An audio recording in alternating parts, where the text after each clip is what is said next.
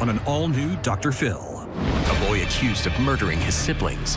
How much time passed between the death of the children? 3 months. Are you telling me that this child was a good candidate to babysit your 11-month-old? He wasn't babysitting. Did mom ignore the warning signs? It's reported that he squeezed a kitten so hard that he killed it. Mia squeezed it too tight. There were puncture wounds in its skull.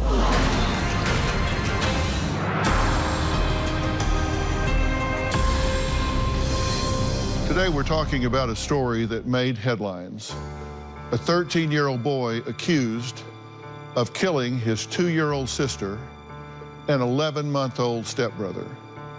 Now, according to news reports, the teenager claims he smothered his siblings because he just did not want them to live in the hell that he had to live in, which he defined as doing chores. Now, it's hard to imagine a child taking a life, but you would be surprised just how often we hear about murders perpetrated by children. Take a look. It was a tough day that Western Sky Middle School. Extra grief counselors were available for students who learned about the death of one of their classmates. MCSO says the 11-year-old boy shot his grandmother in the back of the head with his grandpa's gun and then committed suicide. Young defendant in the Slender Man stabbing case has been given the maximum sentence. She pled guilty to stabbing her friends in the woods 19 times. Ripley County teenager is now charged with murdering his little sister and brother. The prosecutor told our own Rich Van Wyk tonight he's never seen anything as disturbing as this. Sadly, this is a reality that has existed across centuries. Fratricide is actually the act of killing one's brother. Sororicide is the act of killing one's sister. The very fact that these have names tell us that this exists in society and across cultures. Now, even though Christina's son, Nick, is facing 2 murder charges, she says her son is not some kind of serial killer, is not some kind of monster, and should not be in jail. Christina McCartney says every day is a living nightmare. She lost her 2 youngest children last year, and her now 15-year-old son is charged with smothering them. My son Nick was definitely a dream child. He was the most helpful, most exciting, full of life type of child. His siblings were his life. Nick and Desiree were very close. He would sit and read books to them. He would sing to them. My daughter Desiree passed away on May 7th of 2017. I was getting off work. When I first walked in at the home, my son had a hold of my daughter. He says to me, "Mom, something's not right. Desiree's not breathing." When the paramedics got there, they rushed her to the hospital. I asked Nick what happened. The only thing he said to me was that she was throwing up. I thought that my daughter Desiree had passed due to a medical condition. Nathaniel was my ex-boyfriend's son. 3 months later, Nathaniel passed away on July 20th of 2017. I was in my room getting dressed. My son was saying something was wrong with Nathaniel and that he was breathing weird. When I picked him up, there was not any movement, like it was just picking up a baby doll. Within a few hours, Nathaniel had passed. The coroner said that it could not be determined. The state police questioned my son, and according to them, Nick confessed to harming the children. He indicated that the children passed due to suffocation. According to the police officers, my son expressed to them that he ended the child's lives because he wanted them to end the hell that they were living in. Nicholas was arrested 3 months ago. The current charges on him are 2 murders. The prosecutor just wants to throw my son in jail. And no one is standing up for Nicholas, so I have to. I want people to understand that my son is not a monster. Okay, Christina, first, before I say another thing, let me say I'm very sorry for your loss. Thank you. You've lost 2 children here, very unexpectedly, and I can't even imagine what that must be like for you. And now you have a 3rd child that's in jail and has been taken away from you. and you have another daughter, and that daughter has been removed from your home, correct? Yes. And why has the daughter been removed from your home? Both children were removed from my home after Nathaniel had passed away. Right. The Department of Child Services put my youngest child into foster care. Right. And my son was placed with my brother. But now that they feel like the crime has solved and they have a confession from your son, the children have not been returned. I have completed everything that the department has requested of me regarding therapy and treatment, but my daughter still has not been returned to my care. You are a professional yourself, correct? I have a master's degree in psychology. Did your son, 14-year-old Nicholas, smother both of the children? As hard as that is to say, that does appear to what he has indicated, yes. Okay. How much time passed between the death of your daughter Desiree and the death of your stepson Nathaniel? Almost 3 months. You come home and find your daughter in the hands of your son, unresponsive. Yes. And ultimately pronounced brain dead and lost 5 days later in the hospital. But yet you allowed your son to continue to interact with and in fact supervise, babysit, oversee your 11-month-old stepson. Initially, we were told that Desiree may have passed through to medical issues. She was having seizures at the hospital. They were questioning if she had had seizures before, which she had not. But they talked about the potential of the fact that she may have had a seizure and may have choked. And initially, nobody was looking at my son. When we look at your deceased daughter Desiree's autopsy report, it said immediate cause of death was undetermined, diagnosis prolonged cardiac arrest, 5-day hospitalization with complications, severe anoxic brain injury with swelling and tonsil herniation, respiratory failure. And then her updated death certificate, which came pursuant to that on April 22nd of 2018, immediate cause, asphyxia, due to or consequence of smothering, manner of death, homicide. Have you talked to your son Nicholas about this? Yes, I have. You have described him as being loving and caring, and that these children were everything to him, that he played with them, laughed. Yeah. And so this is so counter to that. What have you said to him the first time you saw him after this? My first reaction was, I just wanted to hug him, you know, because it takes a lot of strength to be able to say, I'm responsible for this, and to look your mother in the face and say that I'm the reason for your tears. But he did, and I can't say that I have forgiven him, but I can't say that I blame him 100% either. But I have stayed in his life, and I will continue to stay in his life because I'm his mom. It's reported that he squeezed a kitten so hard that he killed it. He was holding the kitten and may have squeezed it too tight. This kitten had 3 holes in its head. And later... I think I missed the signs of possible depression. Tell me exactly what he said and did when you told him Desiree is dead. Tomorrow, she says her mom is obsessed with selfies. You dress inappropriately. I'm not a soccer mom. Slept with her friend's ex-boyfriend. I didn't have sex with the boy. Then why were you guys up in the bedroom together? And partied with her at age 16. Were you drinking and doing drugs with her? No, they wanted. Okay, now somebody's lying. If I'm coming clean about myself, then you need to come clean too. That's tomorrow. Then, on Friday, she claims she has a cyber stalker. These ladies have never met. Your stalker's here, Kelly. Are you scared now? I am so frightened. Why am I your target? That's Friday.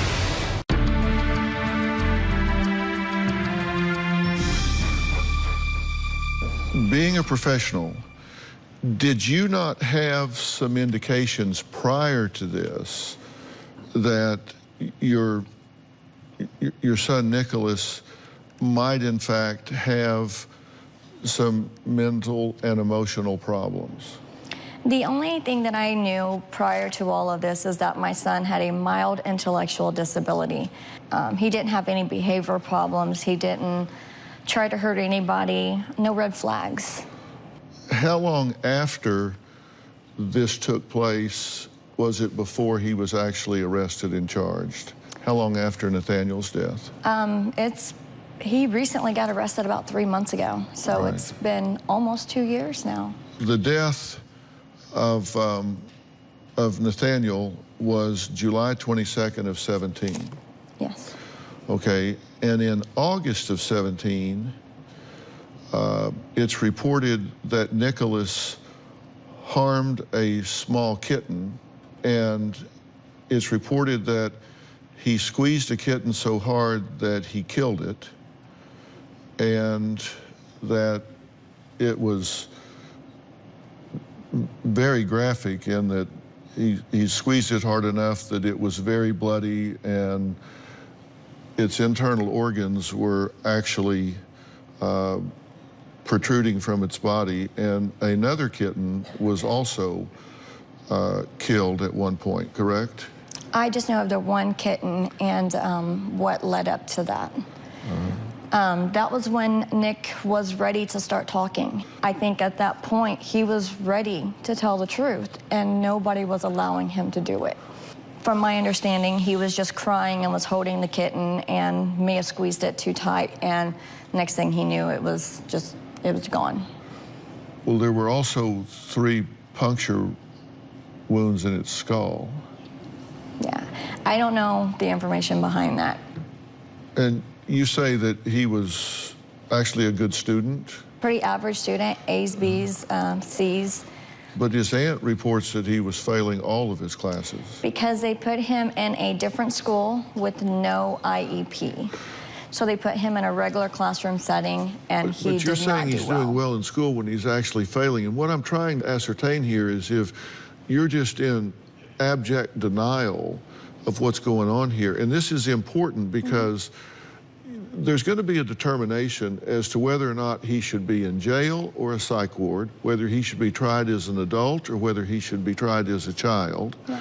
You know, I'm trained as a forensic psychologist, so I've spent a fair amount of time in making just exactly this kind of determination. And I'm telling you, if I was involved in this case in the court, which I'm not, I would be having a hard time ascertaining whether or not you think he's actually fine, was a well-adjusted young man, and therefore should not be considered mentally ill and having done this from a dark place in his psyche, or if you're saying that he in fact is mentally ill and should be in a psychiatric facility instead of a penal situation.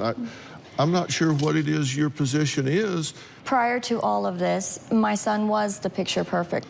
He did know right from wrong, and he did not need a mental hospital or any of that. I think that after all of this has happened and the trauma that he has had to face, something has definitely switched in him. He's not the same child as he was before.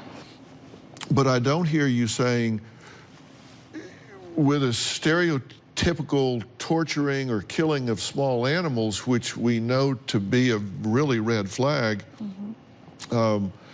in maladaptive behavior, in retrospect, I think I made a really bad decision in allowing him to continue to supervise a baby, which in fact wound up being killed. I wish I would have seen these things prior to now. I wish there would have been something that would have said, hey, you know, this is a bad decision. Christina's 14-year-old son admitted to smothering his 2 younger siblings, but she claims investigators twisted her son's words. And we're going to find out what she means by that, because there's more than one explanation that he has given. And they report that he's given more than one explanation. So we'll talk about that when we come back.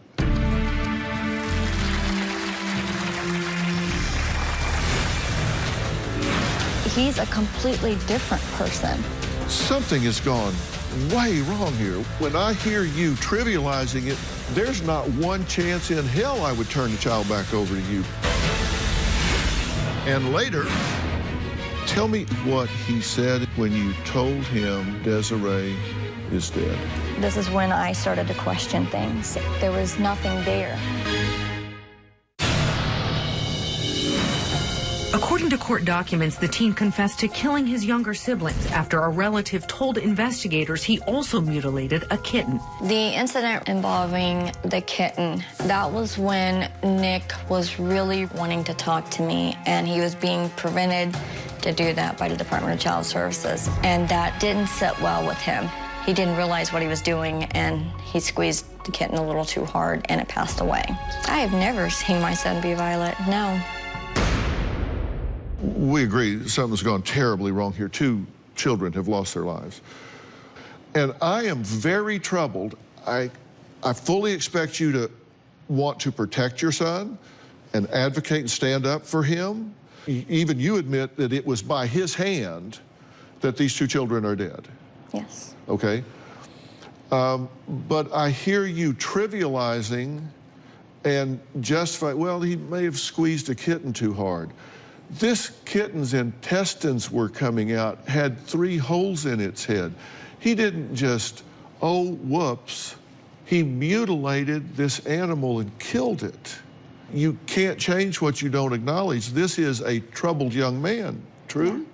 Yeah, he is definitely troubled, and that's what I really want people to understand is that, you know, up until all this that had happened, he had not been like this. And now that this has happened, he's a completely different person. But see, when I hear you trivializing it, justifying it, minimizing it, there's not one chance in hell I would turn the child back over to you, because I'm saying, you don't get it. You know, I love my kids unconditionally, and that means that I have to support them. That doesn't mean that I have to agree or that I have to accept or that I have to forgive, but I do have to support him.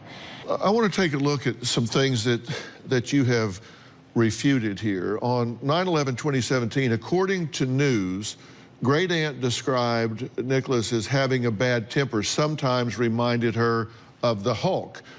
And you say, no, he's fun-loving, lovable, and helpful. Then, according to the news, Nick mutilated not 1 but 2 kittens.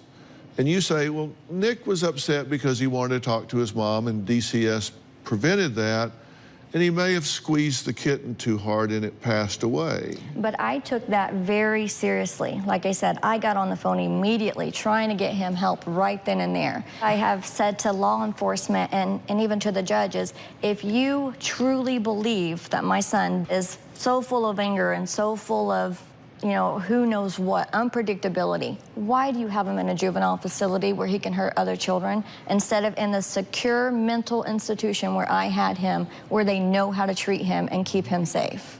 Which is a fair question, except you're defusing, trivializing, and minimizing the very things that would trigger that kind of care for him, because you said, oh, no, he squeezed a kitten and it passed away. He didn't squeeze a kitten and passed away. He mutilated, tortured, and killed the cat. I mean, that's what happened.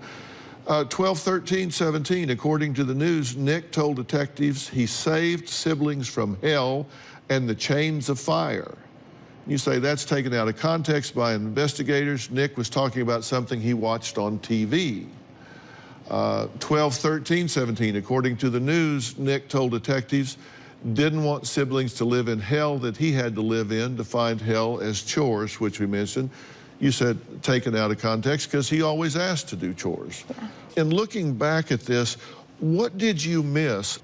I think I missed the signs of what other people perceived as possible depression. If he would have been evaluated and we would have known, and the department would have allowed me to do what the mother instinct was and just allow me to have him evaluated, I think maybe Nathaniel's death would have been prevented.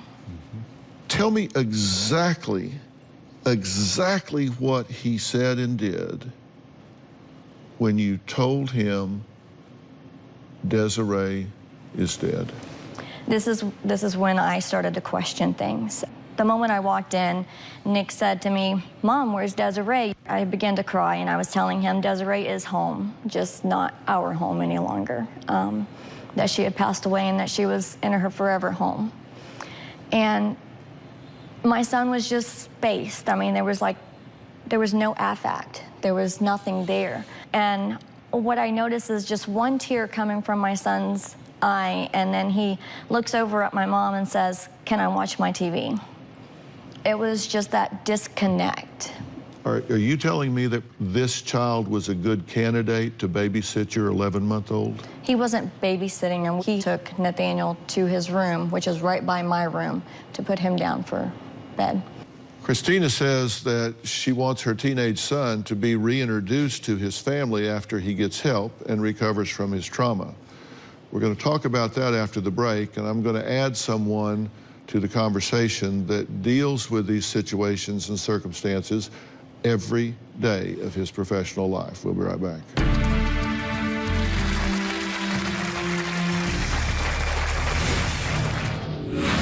I'm sure there are things you might have missed through his childhood. There's nothing that sticks out to me. That's the problem. It doesn't stick out to you. I do not think that my son should be in jail. I believe that keeping him in a mental health facility to serve out justice would be the correct way of handling this. I am hopeful that at some point in Nick's life, he's able to forgive himself and that we are still family and he will be welcomed. Joining us now is Dr. Charles Sophy. He's a member of our Blue Ribbon Advisory Board here. He's board certified in 3 clinical specialties: adult psychiatry, child and adolescent psychiatry, and family practice. And he's also the medical director for DCFS here in Los Angeles. And that is the biggest DCFS in the entire country. You sit in a position to have to deal with this every day. What are you hearing? Well, I'm hearing a mother who really isn't clued in at all to really what's going on. Whether that's on purpose or whether that's because you're just in another place. But a lot of this is going on in front of you and you don't seem to own it. I'm sure there are things you might have missed through his childhood of rage and violence. No? There could have been, but there's nothing that sticks out to me. That's the problem. It doesn't stick out to you. In fact, you described him, you said he is a dream child. Yeah. Every mom's dream child. And I guarantee you, I have never seen a child that was a dream child from 0 to 14 and then murdered a sibling. It just doesn't come out of the blue. There are ramp-up behaviors. What were those behaviors, or how did you miss them? Because if you are reunited with the child with the same lack of problem recognition abilities, why would we predict anything different with her? That's the question that DCF is going to ask, right? But the very fact that you say that he's a good student and he's failing, that's enough for the department to say she can't even clue in to his academics. No, but they have proved that he was a good student prior to all of this. But not now. Yes, not now. He's not. But you forget that part. Yeah, so because he's a different person now. He's not. That's the problem. He's not. He was this kid all along. Then he must have been really good at hiding it. He was very good at hiding it. Yeah. I think he wanted to please you and make you happy. You have new boyfriends, you have new babies. He's behind, but he's still cleaning up the house. He's still doing your chores. He's still doing your dirty work to make you happy. Yeah. But you're missing all of that. No, I see that And now the that you put anger it is in that building and perspective. building. Because it's always been how to keep mom happy. Until he then took your fun away and he killed your kids. I would have never wanted to do that to any of my kids. My kids are my world. You know, what Dr. Sophy is telling you is probably the best argument that I've heard for him needing psychiatric care instead of incarceration. I want to read a statement from Christina's aunt. She says, "He made remarks that scared me.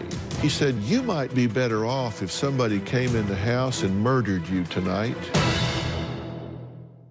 Tomorrow on an all-new Dr. Phil. She says her mom... Were you drinking and doing drugs with her? No. Slept with her friend's ex. I didn't have sex with the boy. Then why were you guys up in the bedroom together? That's tomorrow.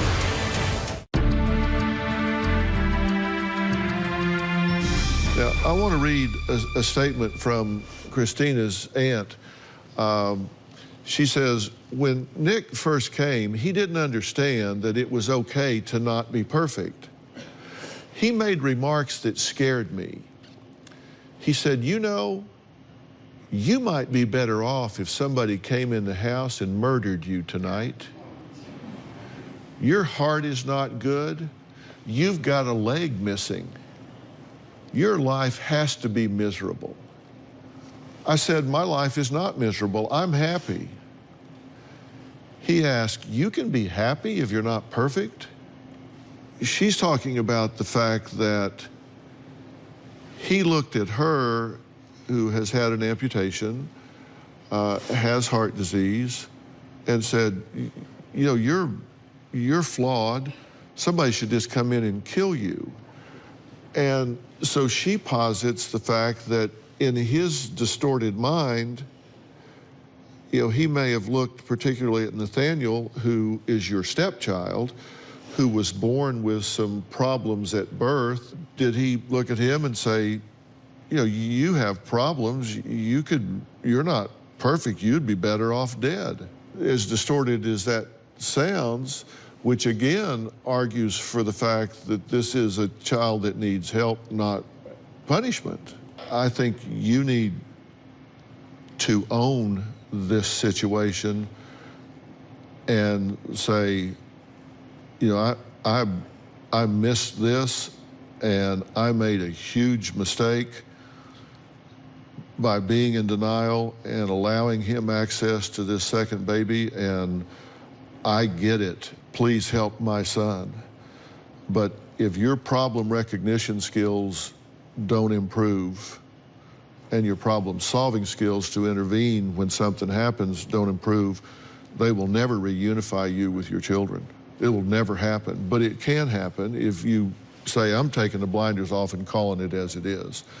So I'm telling you, I think you've got to come present and start getting very realistic about the harsh realities here. I think he is in need of serious help, and I don't think he should be tried as an adult. I think he should be tried as an adolescent, and I think he should be sent to a psychiatric facility for whatever time is necessary to get him help. I agree. That's my position. Well, we agree. Do you agree?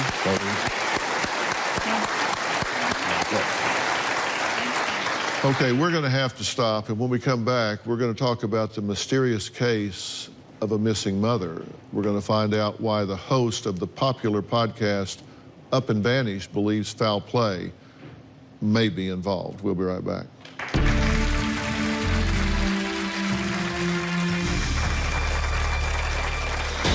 29-year-old Crystal Ann Reisinger dropped off the face of the earth last July. When I heard that a person could go missing from such a small place, there's just red flags with that. She's been missing 5 times before and shown up at Disneyland. Maybe we should check Disneyland. I know Crystal was killed, and I know for a fact people are covering this up.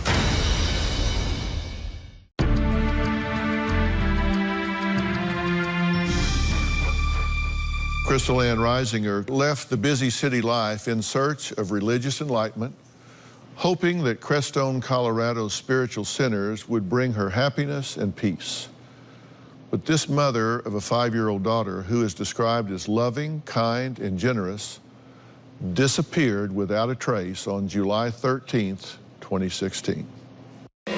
Police tracking hot new leads in the case of a missing mom. 29-year-old Crystal Ann Reisinger dropped off the face of the earth last July. She was living in Crestone, a town of less than 1,000 people in south central Colorado. One day around July 13th, 2016, she vanished in what police call suspected foul play. She didn't just take off for a walk and not come back. She left everything that she owned behind. Inside her apartment, fresh food and her cell phone. This is the last place she was seen.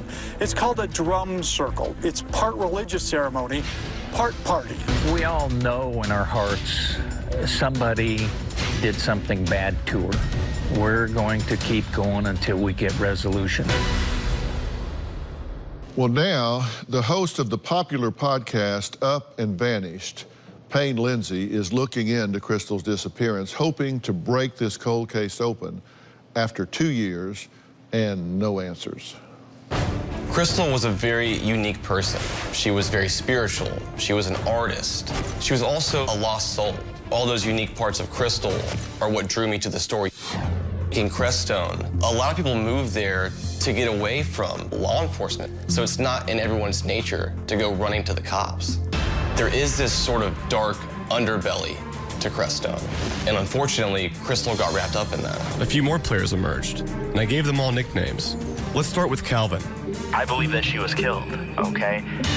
In the police report, it says that Catfish John was the last person to see her. He calls himself Catfish John because the Grateful Dead did a cover of a song called Catfish John. Hello, brother. Hey, man, this is John. Yeah. Catfish John's version of the story has so many contradictions. 1 minute he's telling me that she was last seen at the mall. She was at Disneyland. Then he's telling me that she's some FBI informant. I had nothing to do with this. She's been missing 5 times before and shown up at Disneyland. Maybe we should check Disneyland. I know Crystal was killed, and I know for a fact people are covering this up. Well, Payne, thank you for being here, and thank you for doing what you do. I mean, this podcast, Up and Vanished, if you guys haven't found it, find it. Where are you on this right now? We found the people that we're looking for, and they're talking again.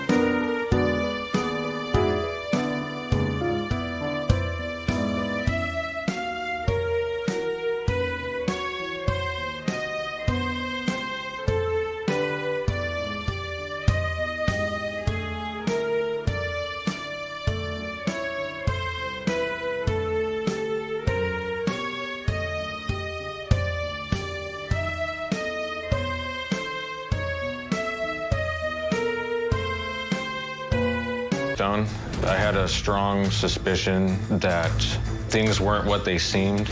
I know there are people out there that know what happened to her. I want people to know that we are never going to forget. Help us, please. Well, Eli, I'm glad to have you here, and I'm sorry that you're going through this. When you talked to her 4 days before she went missing, she was obviously very upset at what had happened, right? Yes. What she told me was there was 2 individuals that she was positively able to identify. And she was positive that there were more men there present, but she wasn't able to identify him due to the nature of the drugging. The Suffolk County Sheriff, Dan Warwick, is joining us on the phone today. So, Sheriff Warwick, thank you for joining us. This case is open and is being worked, correct? Yes, it is. I do believe that it had gone cold for a while, but I believe that podcast has brought some more value to what we've been working here. Can you tell us, do you have any suspects or persons of interest in the disappearance of Crystal Ann Risinger at this point? We do. If you have any information on the disappearance of Crystal Ann Risinger, call the Suffolk County Sheriff's Department at 719-655-2525 or email dwarwick@sawatchcounty-co.gov and include Crystal in the subject line. And you can listen to season 2 of Up and Vanished about the disappearance of Crystal Ann Risinger on Apple Podcasts. Thank you so much for being here. Dr. Warwick, thank you so much, Sheriff. Speaking of Apple Podcasts, stand by. When we come back, I'm going to tell you about a new podcast that I'm excited about. Next, we'll be right back. Well, I've got something that I'm excited about that I've been working on for a good while, and it's a new podcast that I'm starting. Mine is called Fill in the Blanks, which I think is kind of clever. My son Jordan came up with that, Fill in the Blanks. Now, it's completely different than the show, and I think it's going to give us a chance to share some time together in a really different way that's going to be both entertaining and still informative. This will give you an idea of what I'm doing. This is my first podcast ever. It's very podcasty, yeah. Candid. I'm going to get really intimate here. I'd say I've had what could maybe be called a sex addiction. Off the cuff. I didn't like Misery. It scared the out of me. My ex-husband said after he saw Misery that he didn't see anything unusual up there on the screen. Dr. Phil McGraw has uniquely in-depth conversations with the world's most interesting. Does it bother you that some people define you as Oprah's friend? Relevant. Kim Kardashian. If she breaks wind in a public place, it's a major news event. And accomplished people. I've had my share of incidents. With wit and irreverent humor. You worked as an undercover security guard? I did see a dude walk out with a lawnmower one time. Meet the real people behind the public image. You planned to have a baby at 16? Yeah, I did. Why? I wanted a baby at 13. No social mask. You were a mailman. In the hood, first of the month, everybody gets a check. I told people I could bring it early if I could get a cut. Just real talk from the world's leading experts. I actually worked for the NFL as a sidelines concussion doctor. To celebrities. My mother would always say, look, because of dyslexia, you're going to have to work twice as hard as the other kids. Relatable. My dad was my best friend. To watch somebody so strong become so weak. Couldn't fix it. I couldn't help him. With an interactive website that extends beyond the podcast, Dr. Phil McGraw is definitely going to fill in the blanks. Can you turn his mic off? Somebody pull the plug on this guy.